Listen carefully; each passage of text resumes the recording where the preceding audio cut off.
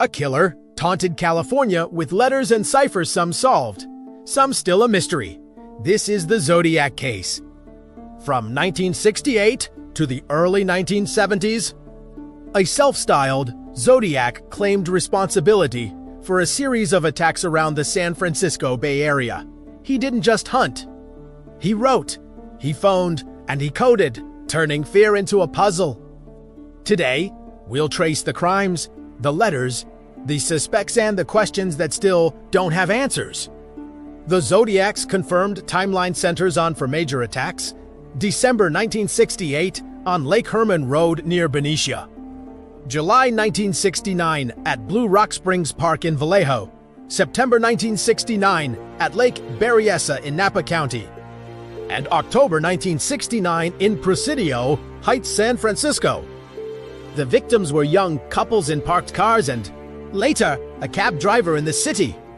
In letters to newspapers, the writer demanded publication, threatened school buses, and enclosed cryptograms stamped with a crosshair symbol. Police linked the crimes through ballistics, survivor statements, and confessional letters, but the true identity behind the name Zodiac has never been proven. On Lake Herman Road, teenagers David Faraday and Betty Lou Jensen were attacked in their car on a dark turnout. At Blue Rock Springs, Darlene Ferrin and Michael Mageau were shot in a parked vehicle.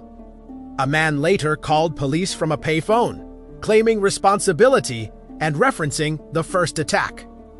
Mageau survived and gave key descriptions. À l'Agbery. College students Brian Hartnell and Cecilia Shepard were approached by a man in an unusual, hooded costume displaying the crosshair symbol. They were bound and stabbed. The assailant again phoned police from Napa, describing the crime and leaving a message on Hartnell's car door. Shepard later died.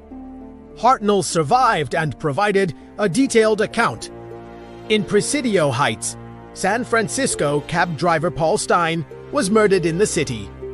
The killer took a piece of Stein's shirt and, in a letter, mailed a swatch to prove authenticity. A croissant did methods, from firearms to a knife, yet kept a pattern of contacting authorities and of gloating in print. From 1969 onward, local papers received letters from someone calling himself the Zodiac. Early on came the Z for 08 cipher, a 408-character cryptogram sent in 3 parts to different newspapers. A schoolteacher and his wife cracked it within days. The message boasted about killing and claimed murder, brought collecting slaves for the afterlife nothing. That revealed the sender's identity. Next was the shorter Z13, the My Name Is cipher. It remains unsolved and may be too short to identify a single solution. There's also the Tieto Mape crypt claim about a boy, and it's long debated but never conclusively resolved. Decades later, in 2020, a team of private codebreakers solved the Z3 for OA 340-character cipher that had stumped experts for 50 years. It taunted authorities and made a TV host reference, but, again, gave no name. Beyond ciphers, the letters included threats, timelines, and details only the killer should have known. Some were widely believed authentic. Others sparked debate about imitations. Handwriting comparisons suggested a common author for many, but not all, communications. Over the years, investigators examined numerous persons of interest.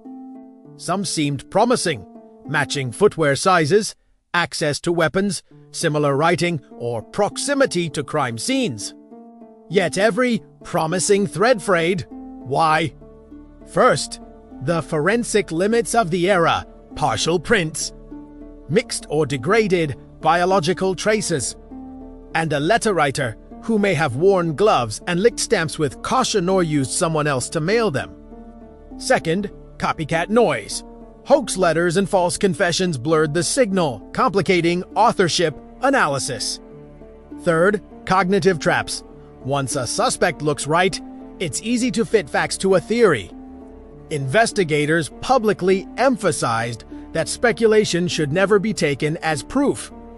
Despite books and documentaries that champion particular suspects, no individual has been charged and convicted as the Zodiac, and authorities have stressed that case files remain open.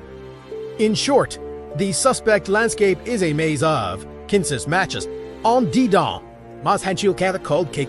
Handwriting can be re-reviewed with computational aids, though it's still an opinion-based discipline. Ballistics databases let analysts compare microscopic marks across a wider universe of firearms. The most transformative field is DNA. Authorities have reportedly tested stamps and envelopes. But age, contamination, and the possibility that the sender didn't use their own saliva complicate results. If a reliable genetic profile were recovered and legally shareable, genetic genealogy could trace relatives through public databases, an approach that has solved other cold cases. There's also communication forensics, origin of letters, paper types, postal marks, and phrasing patterns. Linguistic analysis has probed vocabulary, spelling, and cultural reference bagjakestiv. Witaltis, praxis possible.